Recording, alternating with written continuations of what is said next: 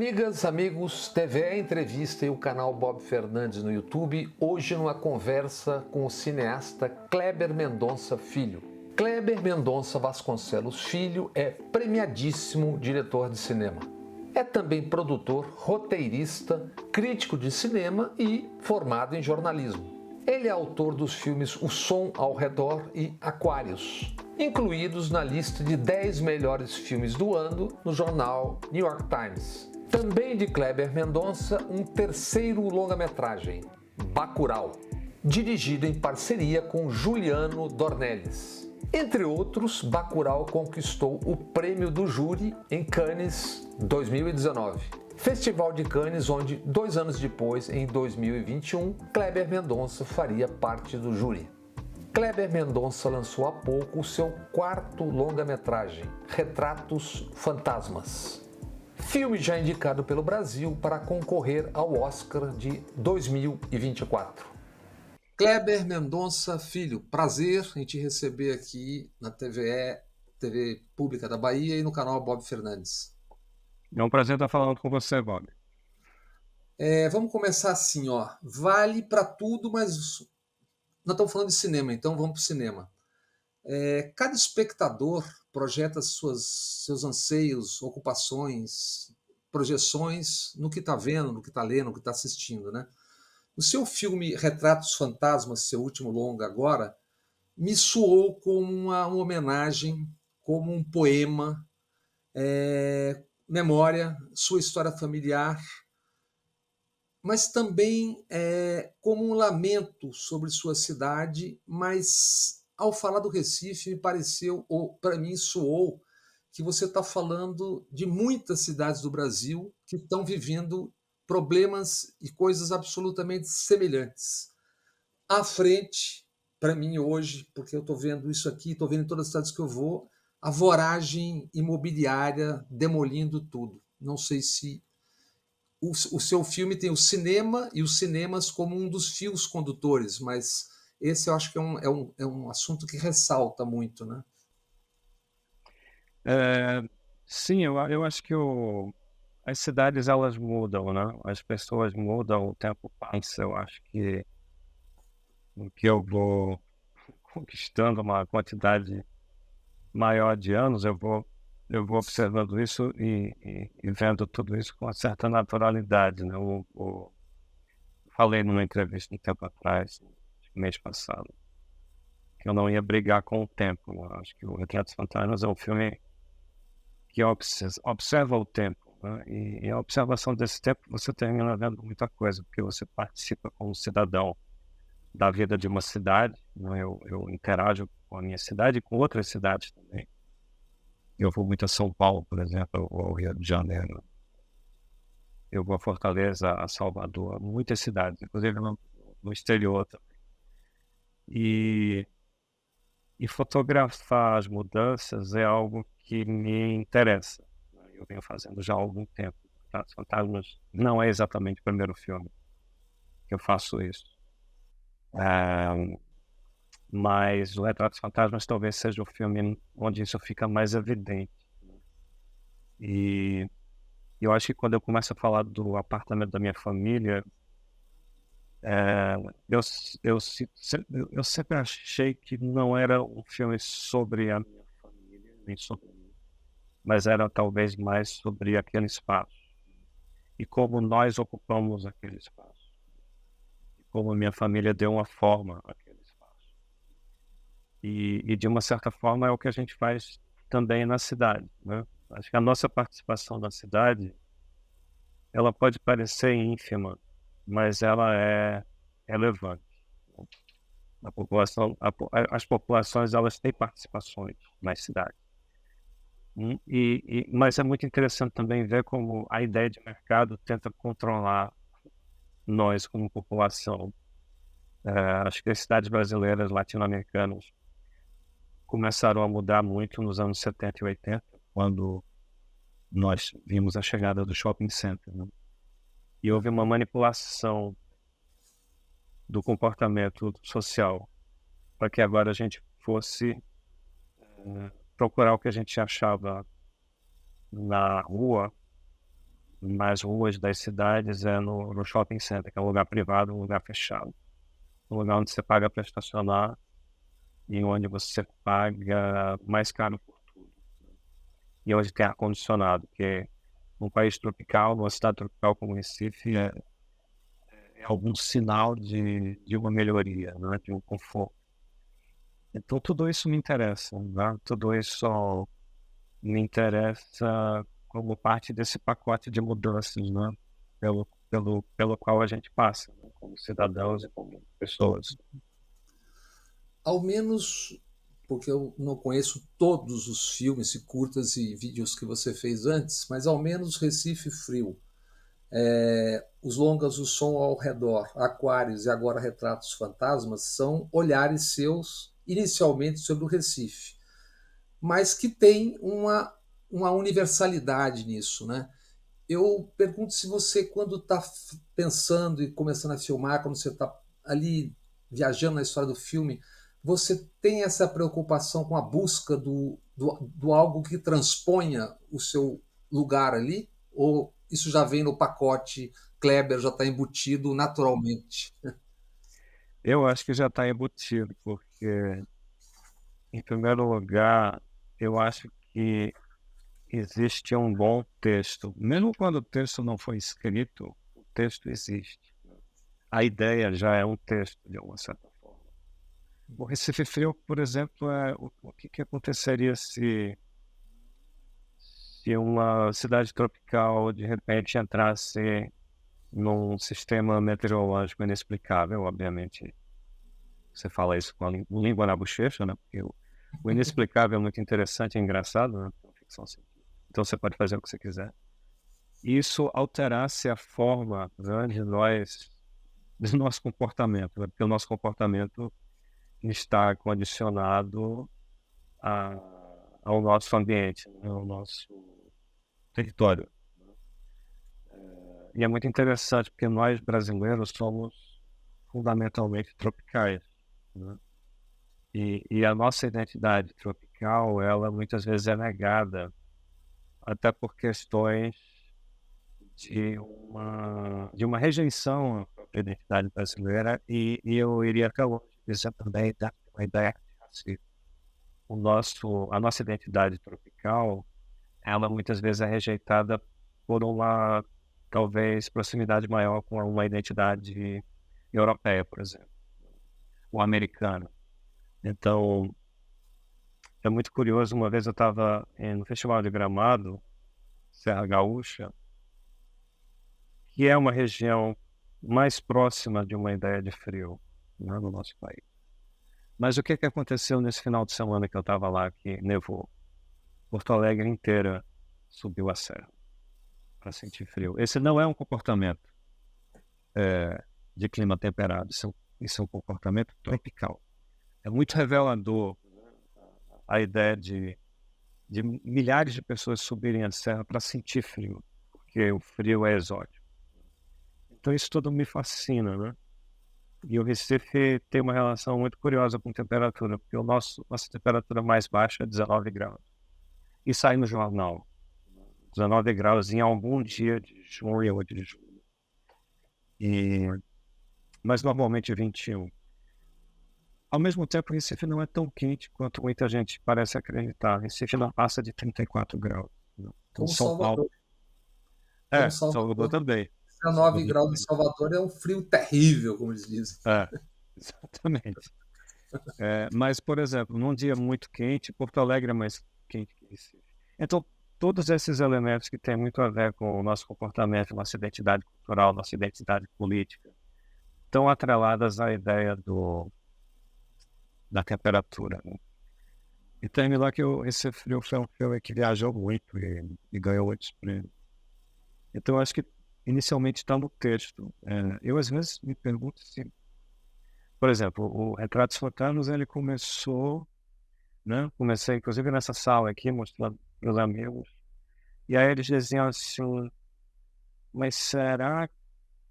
É muito Recife, né? Será que as pessoas vão entrar no filme? E aí, aos poucos, você vai mostrando o filme, né? Selecionado para Cannes, vai para Munique, Portugal, estreia no Brasil. E sim, eu acho que as pessoas estão cada vez mais poetizando o filme em relação às suas cidades. Muita gente que nunca viu o Recife consegue sintonizar o filme. Eu estava em Toronto agora semana passada e aí já tinha o pessoal de Toronto falando do cinema de Toronto e da forma como a cidade foi sendo alterada. Então acho que ele abre espaço para você. Porque na verdade é o que a gente sempre fez, né? Eu acho que como leitores e espectadores. Nós sempre consumimos coisas que vieram de fora Hum. e são coisas universais. Né? Não estou querendo me colocar junto de nomes que fazem parte de toda essa cultura, mas é assim que funciona. Né? Quando você vê um filme feito em Nova York, é um filme feito em Nova York, não é regional de Nova York, só os nova-iorquinos vão entender. Uhum. Eu acho que nessa ideia de globalização é muito bom a gente também poder exportar. Né? Eu pesquisando sobre seus filmes, sobre você, eu vi que já foram mais de 120 prêmios. Agora o Retrato dos Fantasmas é indicado pelo Brasil para disputar o Oscar agora em 2024, né? Mas voltando um pouco, ou bastante, como é que você começou no cinema? Foi um start, foi uma coisa, foi um eureka ou veio vindo? E quando é que foi, como é que foi essa caminhada? Eu comecei na Universidade Federal de Pernambuco, e na época não tinha curso de cinema, eu fiz jornalismo. Eu sempre gostei de escrever e tinha, e tenho de fato alguma facilidade com escrever. E na universidade eu a- utilizei os poucos equipamentos que existiam, que estavam disponíveis. Então, mesmo que eu cursasse jornalismo, eu sempre puxava para o lado da ideia de fazer alguma coisa, um vídeo, um exercício mais próximo de uma ideia de cinema. E foi assim que eu comecei. E em Recife, naquela época, tinha uma produção guerreira, mas muito pequena e muito incipiente. Existia também a barreira técnica do cinema e do vídeo, ou seja, quem fazia vídeo dificilmente teria acesso à câmera de cinema. Recife não tinha câmera, não tinha laboratório, não tinha equipamento de som. Então, eu ouvi muito que para eu fazer cinema eu teria que me mudar para o Rio, para São Paulo, ou para fora do Brasil. E aí eu comecei a aplicar para escolas de cinema, né, fora do Brasil, Estados Unidos e Europa. E fui rejeitado em todas elas. E recentemente eu até dei masterclasses e palestras em todas elas, na verdade, ao longo dos últimos 15 anos. O que é muito bom pensar e é muito bom contar essa história para quem hoje é muito jovem e está tentando, né? Porque você não pode desanimar, porque tem muita coisa, tem muitos obstáculos, né, que você tem que tentar é, transpor. Mas aí eu fui nos anos 90 fazendo o que eu pude, né? E cada vez que eu fazia um vídeo, eu aprendia e eu juntava os amigos. E no Retratos Fantasmas tem algumas imagens de alguns filmes que eu fiz naquela época, filmes primitivos, mas é assim que você tem que começar, né? E todos feitos naquele apartamento. E aí, aos poucos, eu fui fazendo mais e mais. E eu fui também conquistando espaços maiores, né? De projeção, de exibição. Isso foi muito bom. Mas levou um tempo, não é fácil. Tudo pode somar, dividir, tirar ou opor, né? Dos 8 aos 13, se não me engano, você morou na Inglaterra. Por que morou? E isso somou? Não teve nenhuma importância? Foi importante? Como é que foi? Na verdade, foi dos 13 aos 18. 13 aos A minha 18. mãe, minha mãe é historiadora, ela foi fazer o doutorado dela na Inglaterra, porque ela precisava pesquisar na Biblioteca Britânica, British Library, e nós passamos quase 5 anos morando na Inglaterra. E é claro que sim, eu acho que isso somou muita coisa, porque numa época pré-internet eu tive acesso a muita coisa do lado da Inglaterra, muitas salas de cinema, muitos livros, A televisão britânica na época era muito boa de filme, de exibir filmes que fugiam da ideia de Hollywood, filmes indianos, australianos, neozelandeses, franceses, espanhóis. E foi assim que eu fui apresentado a muita coisa. E me deu o inglês, né? O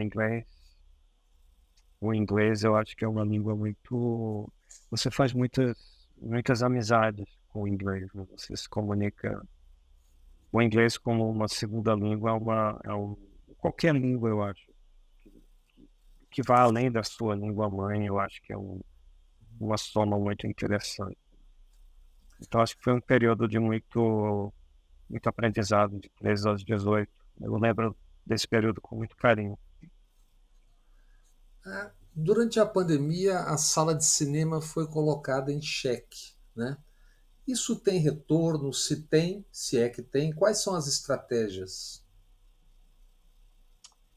Eu acho que foi um momento muito dramático para a sala de cinema, né? Porque não só existia uma boa desculpa para a gente não ir ao cinema, uma questão de saúde pública e de você cuidar de si próprio, mas coincidiu também com o desenvolvimento extra rápido do streaming. O streaming ele já estava se encaminhando para aquilo, mas eu acho que a pandemia apressou o processo de disseminação e de utilização do streaming. Então foi um período histórico bem forte para a ideia da sala de cinema. A sala de cinema ela propõe um convívio, né? Ela propõe você juntar dezenas ou centenas de pessoas no mesmo lugar. E a pandemia era exatamente o que você não deveria fazer. Então isso ajudou a destruir um pouco muito eu diria, da construção da nossa cultura de ir ao cinema. Uma coisa que todos nós também sabíamos, inclusive pessoas que não são da área de cinema, é que um filme novo sempre era exibido na sala de cinema.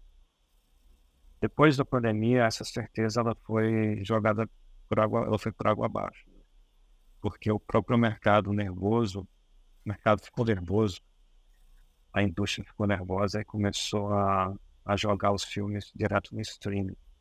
Eu acho que isso é algo que a gente ainda está reeducando o público.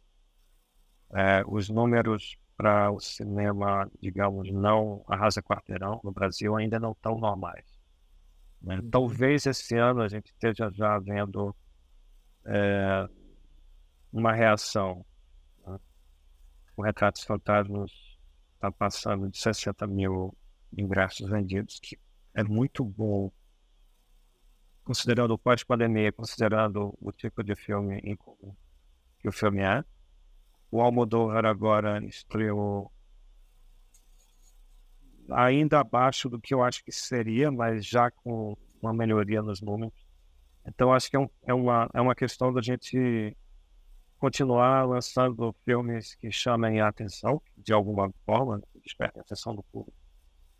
E essa repetição, eu espero que a gente reconquiste esses momentos. Então você não vê isso do streaming devorando o cinema, não, né? A gente, aí a gente teria que falar um pouco do capitalismo, né? Porque não deveria ser uma coisa ruim, mas aí como o capitalismo chega para cagar tudo. O capitalismo chega para mostrar que a coisa pode ser destrutiva e não um somatório. O streaming, para mim, deveria ser uma soma, né? Ou seja, eu como realizador, eu faço um filme, eu quero que o filme passe na sala de cinema, que o filme vá para o streaming, que o filme vá para TV para assinatura, que vá para a TV aberta e que sei lá, circule no torrent. Eu quero tudo isso nos meus filmes. Mas o streaming, ele propõe que você não vá para a sala de cinema e que ele vá direto para o streaming. Então ele subtrai uma parte do processo. Essa parte eu não concordo.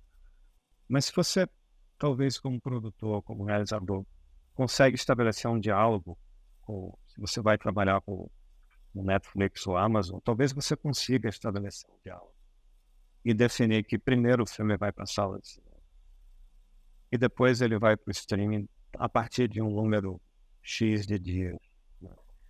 Mas eu tenho observado com alguns colegas que isso não é possível. Então, realmente, o filme é feito para o streaming. E esse não é um modelo que eu gosto. Eu não defendo esse modelo. Eu gosto do que está acontecendo com Retratos Fantasmas agora. Eu gosto de fazer as pré-estreias, de visitar cidades diferentes, de ter a experiência coletiva da descoberta do filme e disso ecoar de alguma maneira na imprensa. Eu estar hoje conversando com você, das pessoas postarem o que elas quiserem postar sobre o filme. Gostei, amei, chorei, não gostei, achei horrível. Isso tudo faz parte da experiência, né? Talvez o filme, sendo bem preparado o lançamento e entrado no streaming naquele dia de sexta-feira, talvez ele funcione assim, mas eu vejo muitos relatos de tristeza de muitos cineastas, realizadoras e realizadores, que dizem, meu filme entrou terça-feira, ninguém ficou sabendo. E eu acho isso muito ruim. Eu acho que isso é um veneno, eu acho, para a ideia do cinema. Não deveria ser assim. Eu acho que o streaming deve somar. Esse somatório é algo que eu acredito. Eu gosto até hoje, do vinil. E eu não tenho nada contra o CD. Mas quando o CD chegou, a indústria quis matar o vinil para poder vender CD. Então, eu não entendo. É o capitalismo. Eu gosto dos meus CDs, ó, e gosto do vinil. Então, somar é sempre bom. Eu acho que o streaming é uma coisa boa e a sala de cinema talvez seja melhor ainda. Um intervalo e já voltamos com o cineasta Kleber Mendonça Filho. TVE Entrevista, hoje conversando com o cineasta Kleber Mendonça Filho, diretor dos longa-metragens O Som ao Redor, Aquários, Bacurau e Retratos Fantasmas. Não sou desse ramo, mas fico ouvindo muita gente falar. Tem um outro problema aí que você falou de Netflix, Amazon, etc. É o seguinte, me parece ter, né? Se eu estiver errado, você me corrigirá. É que quem tem o seu tamanho tem um controle sobre o produto e pode, aspas, impor determinadas coisas que você quer. Mas eu vejo cada vez mais, na verdade, as pessoas vendendo, estão pagando bem e tal, mas na verdade perdendo o controle sobre o produto, sobre a ideia, sobre o que estão fazendo. Isso está acontecendo mesmo ou é só eu que estou ouvindo errado? Não, isso pode acontecer, mas isso é uma outra questão da lógica do streaming, né? Você, como artista, diretor, produtor, eles montaram uma coisa que alguns chamam plano de negócio, que eu acho muito doido, que você supostamente é bem pago. Isso não aconteceu comigo ainda. Você supostamente é bem pago, mas você dá tudo. É isso. O filme pertence até o fim dos tempos e no planeta Terra e em futuros planetas a serem colonizados. E eu até hoje nunca trabalhei assim. Eu até fizemos coproduções, inclusive com a França, mas sempre nós somos donos de alguma coisa do nosso filme, né? Eu acho a coprodução uma coisa justa, né? Porque o outro lado também participa do filme. Mas eu vejo cada vez mais acordos de produção com streamers, né, onde a obra ela é comprada como um todo, né, num pacote completo. E eu acho um pouco estranho, né? Eu acho que, sim, pagam bem, aparentemente. Parece que pagam bem, mas eu não sei. Eu acho que parte do seu filme é também a forma como você trabalha ele, uma vez que ele está pronto. Eu, pessoalmente, gosto muito de trabalhar nos meus filmes, para lançar os filmes. Entregar o filme e sair de férias e dar graças a Deus é uma coisa que eu não fiz, eu acho que eu não vou fazer. Mas eu acho que algumas pessoas tem feito isso. Não sei. Talvez caso a caso, talvez umas estejam felizes, outras não estejam tão satisfeitas. Mas não é muito o meu estilo. Ainda nesse território, né? O resultado do público do cinema brasileiro, segundo o Ancine, no primeiro semestre, chegava a 1%, alguma coisa assim, né? Barbie e Oppenheimer chegaram a ocupar 80% das salas do Brasil naquele final de semana, né? Além da cota de tela, como os filmes nacionais podem avançar de novo na reconquista de um público que tiveram até há pouco tempo, seus filmes mesmo, muito tal. Como? O que falta aí? É roteiro? É Ah, estratégias finais? Como é que é? O que bom, falta? esse 1% que foi muito divulgado, acho que foi a matéria da Folha, Uhum. ele foi divulgado sem um contexto muito bem feito, né? Porque a gente está saindo ainda, como eu falei, nós ainda estamos nos recuperando da pandemia, nós estamos sem a cota de tela, é, essa união, a união desses dois elementos pode explicar uma queda de energia muito grande, principalmente se comparada a 2019. 2019, que foi o primeiro ano de Bolsonaro, ou seja, a gente estava ainda começando a enfrentar os problemas de ataques à cultura que já começaram no governo Temer.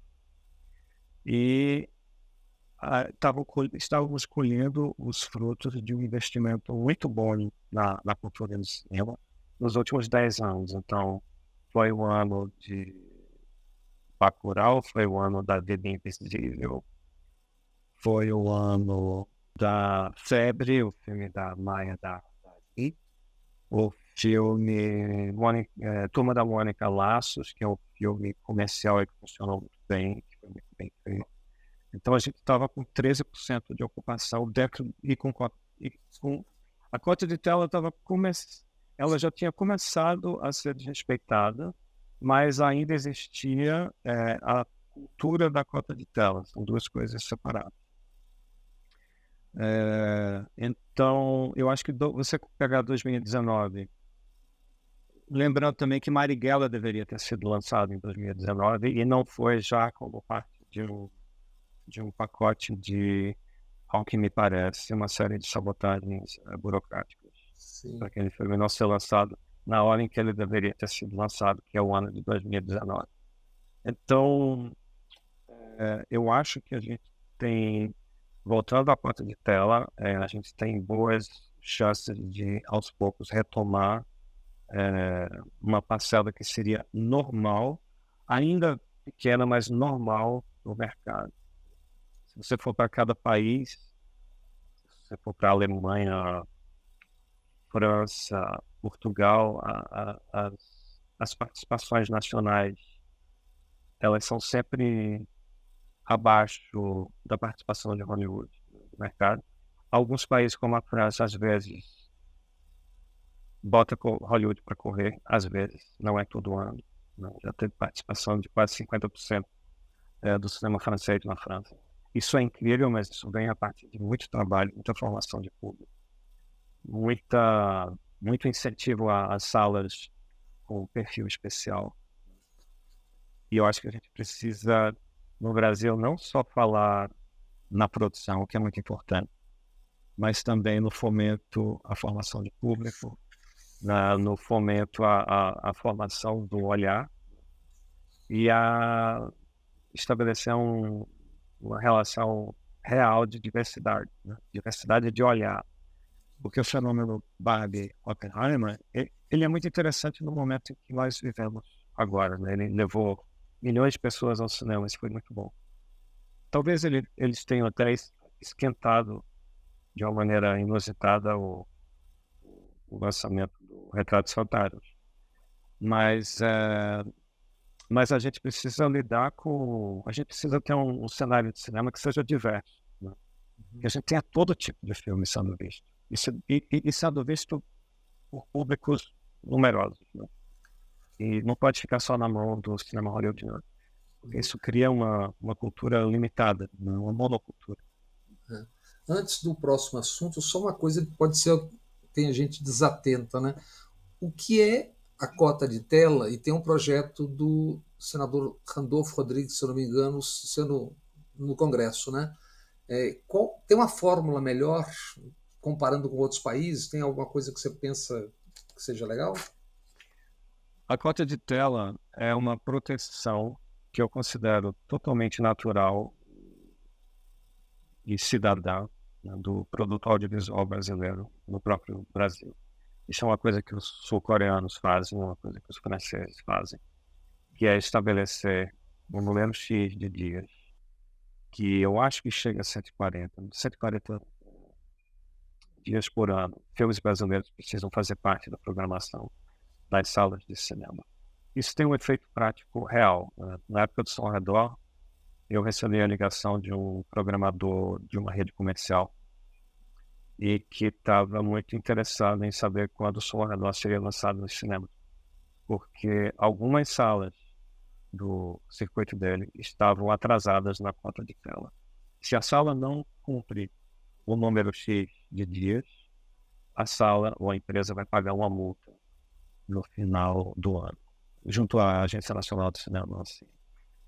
Então, é um exemplo prático de alguém que queria juntar duas coisas: o interesse ou a curiosidade de programar um filme pernambucano no circuito de exibição pernambucano, com a necessidade burocrática, a responsabilidade fiscal de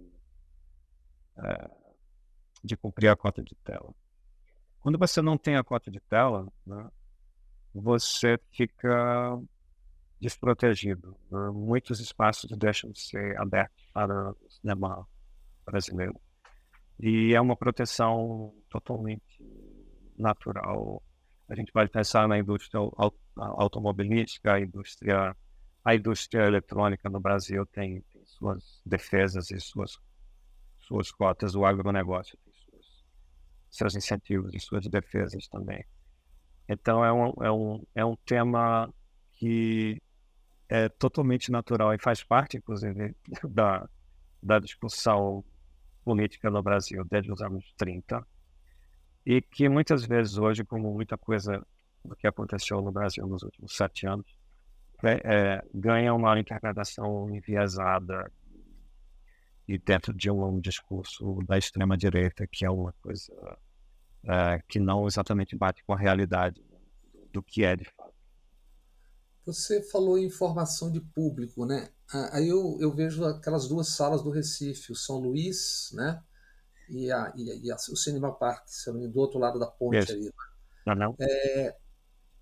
Qual é a importância? E o São Luís, que foi também retomado pelo poder público, né? Mas tem uma outra concepção, tem festivais, é uma espécie de laboratório do agora para depois, é isso? Não é só a exibição de filmes. Isso é a formação a qual você Pois se é. refere. É incrível, porque São Luís deixou de ser uma sala comercial em 2006, era da Severiano Ribeiro, e aí foi comprado pelo governo de Pernambuco, que eu pessoalmente acho que é uma saída sempre muito inteligente, é um investimento inteligente de prefeituras e governos para salas históricas em centros históricos. Para mim é quase como se as cidades fossem divididas entre as que salvaram uma sala histórica para utilização na formação cultural do público e as que simplesmente foram negligentes e não salvaram salas históricas. O Recife, na verdade, tira nota 10 porque não só o São Luís foi salvo e foi transformado numa ferramenta de educação e de cultura, mas o parque também. O parque, na verdade, foi desapropriado em 1959 e de lá para cá virou um espaço de cinema, de teatro, música e dança. E faz parte da formação cultural do Pernambucano e do Recife. E ficam a 250 metros de distância um do outro. O parque é de 1919 e o São Luís de 1952. E esse é um trabalho que eu acho que tem frutos reais, porque O São Luís, por exemplo, que é só cinema, não tem teatro, dança. É um espaço que é muito ocupado o ano inteiro e que recebe uma quantidade muito grande de gente jovem. Eu acho que, como eu falo no filme, eu acho que realmente quando você é muito jovem, você vai ao São Luís e você passa a ser um frequentador do São Luís, eu acho que aquilo tem uma tendência para formar um caráter, para moldar o seu caráter em relação à forma como você olha o que é velho numa sociedade. O velho no Brasil tem uma tendência a ser descartado. O que é velho? Não, isso aqui é um velho, isso aqui é velho, mas isso aqui é magnífico, isso aqui é maravilhoso. Ele é grande, ele recebe muita gente. E ele é na rua, né? Ele estabelece uma relação muito forte com o dentro e o fora, né? Você sai de um filme e você pisa naquelas pedras portuguesas da calçada.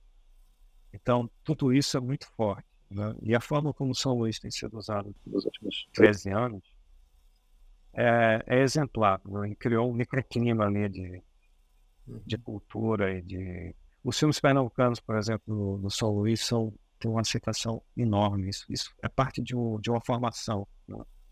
Que começou lá atrás com Cláudio Assis, com Marcelo Gomes, os meus filmes, Camilo Cavalcante, Gabriel Mascaro, Kátia Mezel, Adelina Pontual, Nara Norman, Tião. Tudo isso você vai construindo aos poucos. Bacurau fez 33 mil espectadores. É uma coisa realmente muito forte, assim.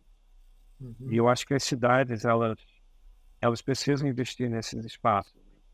Mas é fácil falar isso. A parte mais difícil é entender se a cidade sabe fazer isso. Se existe a vontade política de fazer isso, se existe a visão para fazer isso. Mas esse é o caminho, né? Essa formação de olhar. Uma parada rápida e daqui a pouco tem mais Kleber Mendonça.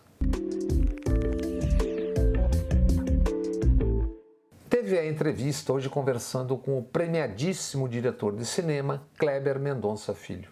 O ataque à cultura e consequente desestruturação do Ministério da Cultura, e passado esse quase um ano, como você vê esse período absolutamente louco que a gente viveu? E como é que está agora?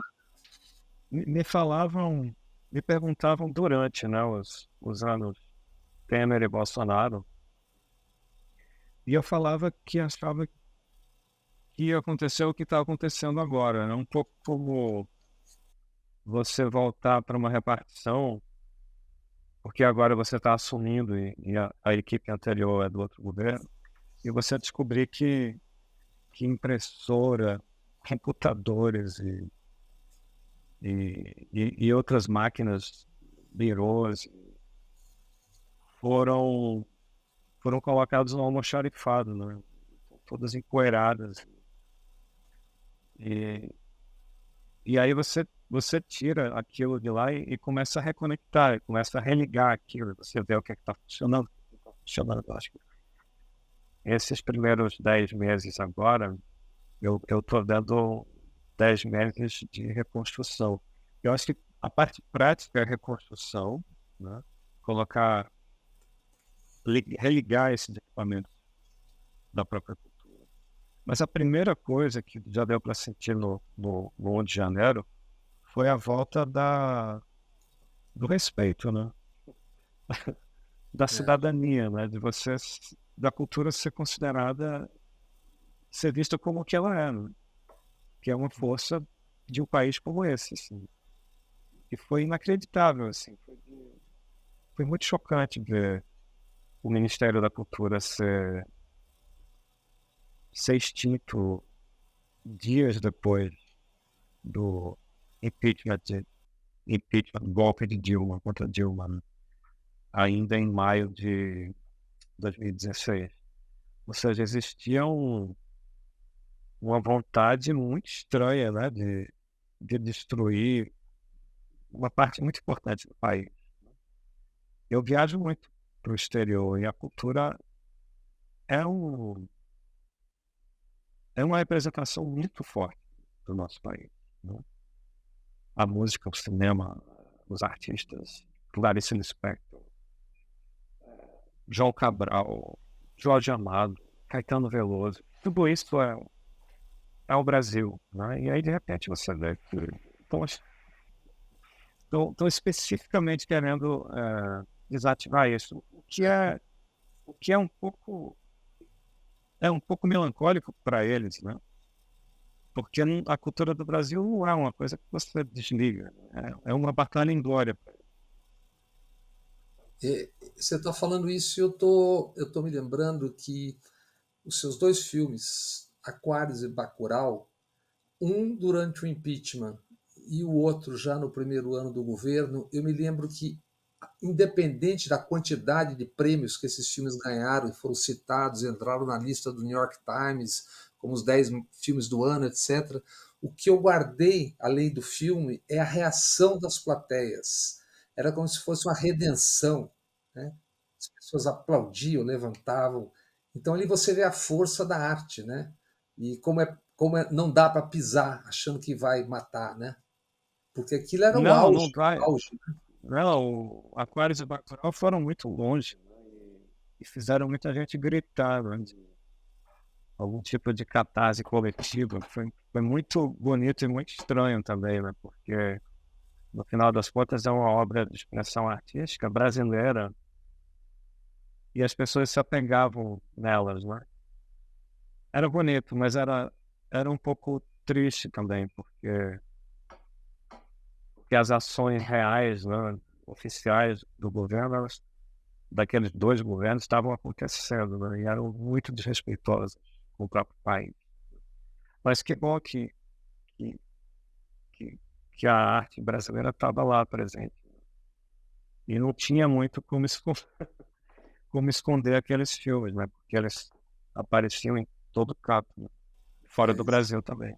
É bonito aqui. No Retratos Fantasmas, você mostra igrejas evangélicas sendo construídas em lugar de templos cinematográficos antigos do Recife e também farmácias e prédios, etc. Né? Que Brasil que você mostra naquele filme, nas igrejas, que país era aquele que estava emergindo ou já emergiu sob desatenção geral de certas classes sociais que não perceberam que as coisas estavam mudando embaixo muito rapidamente, né? E qual é o significado dessa mudança ainda a caminho? Eu não saberia. Muita gente pergunta o que significa o final do filme. Eu, eu parti do princípio que aquelas farmácias na noite, brilhando, são muito claras, né, todas elas, seria uma boa imagem para terminar o filme, mas não tem uma mensagem aí embutida. Ah, tem gente que acha o final muito feliz, e eu pessoalmente não acho, porque eu não acho que tantas farmácias juntas seja uma imagem feliz. Mas talvez seja a música do Herb Alpert, talvez seja o tom jocoso da cena que veio antes. Mas eu não sei, o país, eu cresci católico, né? Eu fui, não é que meus pais fossem católicos fervorosos, não é nada disso, mas eu cresci numa escola, estudei numa escola católica, e toda a liturgia, né, católica, ela existe dentro de mim, embora eu não seja uma pessoa religiosa. Eu acho muito interessante a, a, a iconografia católica, a, a Via Crucis na igreja, eu acho tudo aquilo muito interessante. E só que o tempo foi passando e eu comecei a perceber, principalmente com a minha segunda mãe, Stella, eu fui percebendo através dela que o catolicismo estava perdendo energia, né? E ela começou a falar e reportar mudanças de comportamento na missa de domingo, né? Que ela ainda vai, no baile da Soledade.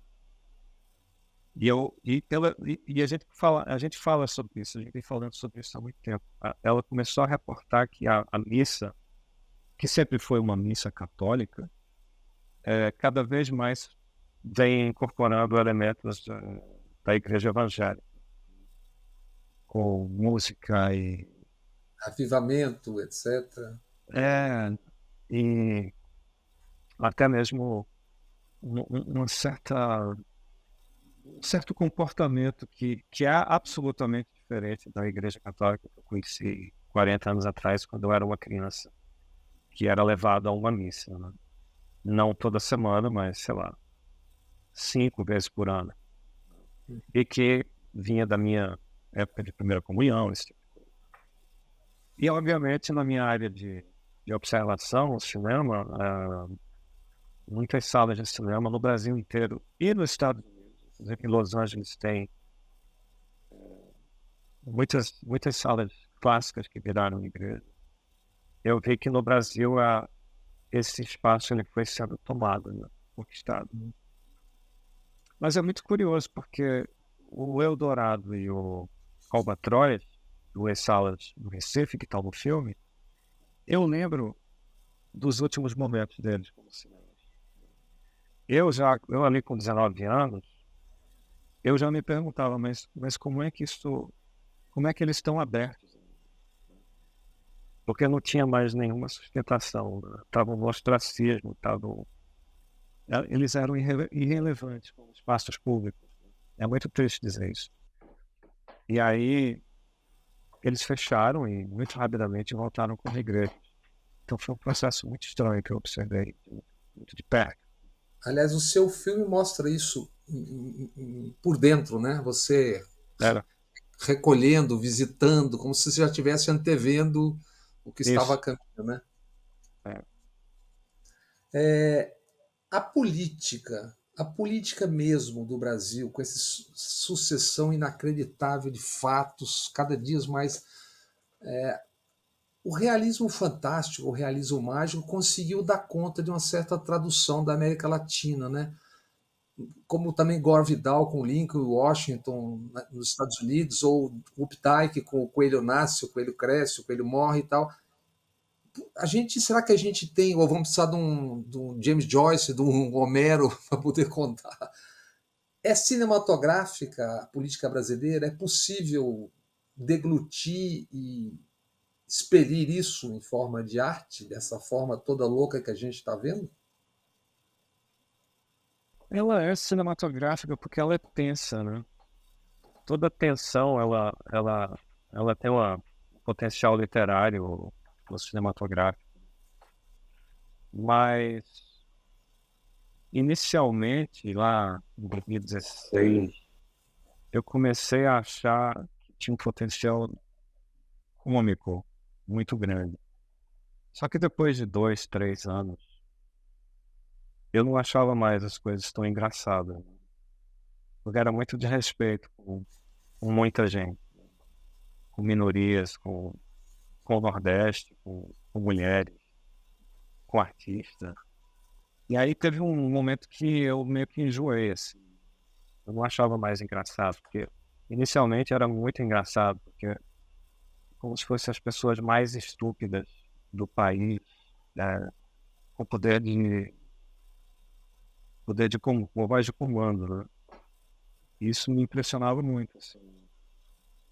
Mas, mas eu acho que o Brasil é sempre uma fonte inesgotável de história, né, de situações humanas, né, de contradições, de ironias, de beleza, de horror.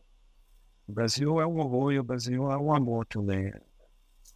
Então, dependendo de onde você quer ir ou você pode ir, né? Às vezes você não vai para onde você quer, né? Quando você está escrevendo. A coisa sai daquele jeito. Bacurau saiu daquele jeito. Retratos Fantasmas foi definido pelo material que eu encontrei, né? Mas dependendo de para onde você vai, você é inesgotável, né? A fonte do Brasil. porque é um material humano indescritível, né, no Brasil. Então a minha tendência é ter um ponto de vista otimista, embora esse otimismo ele não é 100% feliz, mas ele é otimista. Kleber, acho que tem duas questões aí que eu acho que são importantes para esses setores todos, né? Um é a inteligência artificial, tem a ver com a greve em Hollywood, e outro é a presença das chamadas Big Techs no sistema de informação e ou desinformação, né? São duas coisas caminhando ao mesmo tempo, às vezes se imbricando, né? Como é que você vê isso? Que preocupação você tem? O que você vislumbra a partir desses dois temas já postos?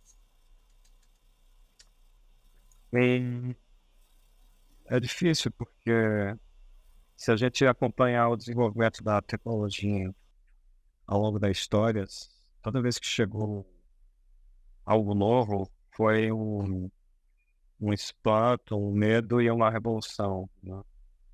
Eu estava lendo no New Yorker sobre a chegada da música gravada, né, no final dos anos 20, e como isso foi uma revolta geral dos músicos, porque se você queria ter música no seu ambiente comercial, você tinha que pagar músicos, né? Você quer ter música, você traz músicos, mas com a música mecânica gravada, né, o disco, os músicos passaram por um momento de desvalorização.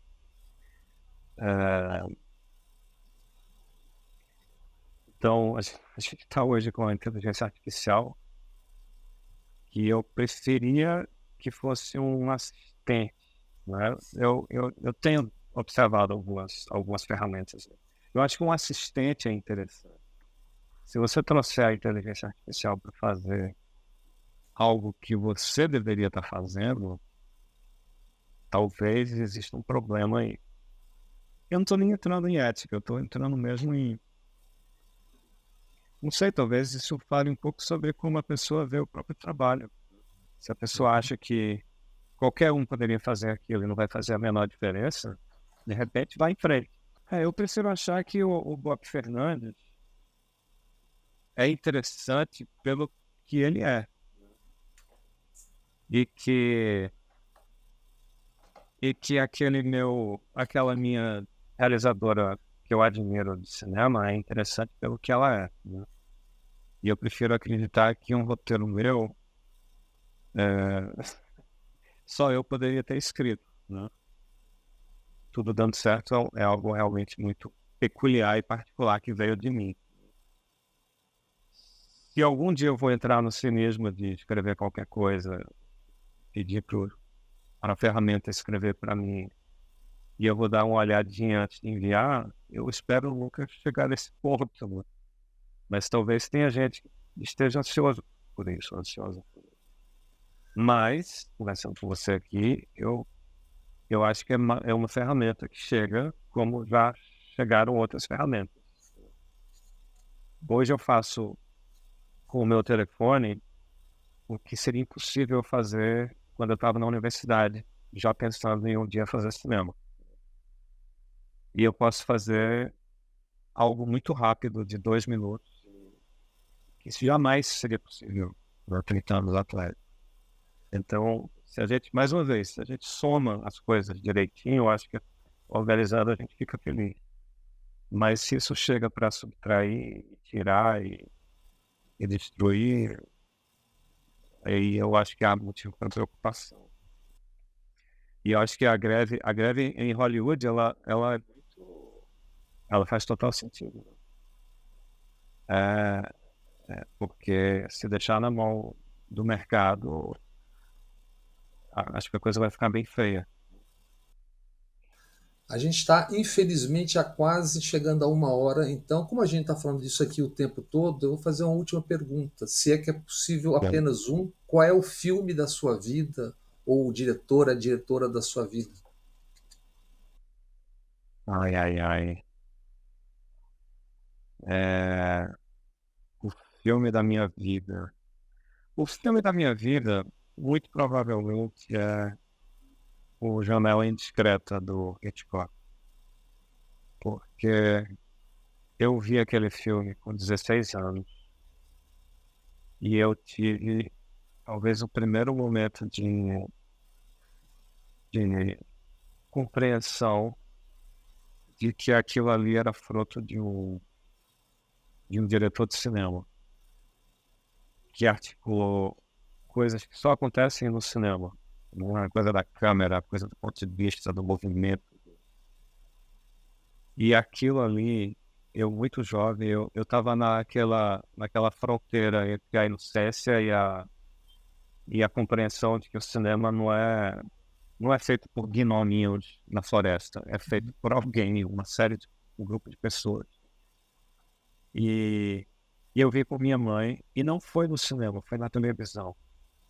Então, assim, na televisão, com intervalo comercial, ainda assim eu levei um passo de um filme que até hoje é um filme importantíssimo para mim, porque acho que aquele filme é uma das maiores capacidades de expressão da ferramenta cinema, né? Tudo ali acontece dentro da lógica do cinema, da imagem ao que acontece. E me ensinou muito, né? Eu mesmo sendo muito jovem, de lá para cá eu devo ter visto esse filme 40 vezes. Então, Janela Indiscreta é uma resposta bem direta e bem fácil. Kleber, muitíssimo obrigado por essa conversa tão legal e temas tão vastos e tão agradáveis. Foi muito bom falar com você, Bob. Espero que nos vejamos outras vezes. Um abração, querido. Um abração.